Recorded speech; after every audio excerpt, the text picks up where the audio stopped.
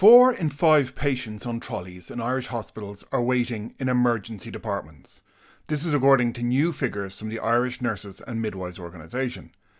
As of the morning of December 29th, 181 admitted patients were waiting for hospital beds.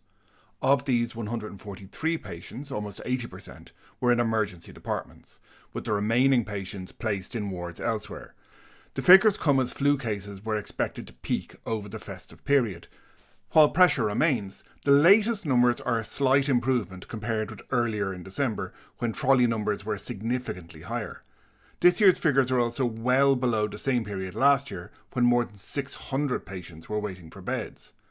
Hospitals in Sligo, Limerick, Cork, Letterkenny, Galway and Dublin recorded the highest numbers of patients on trolleys.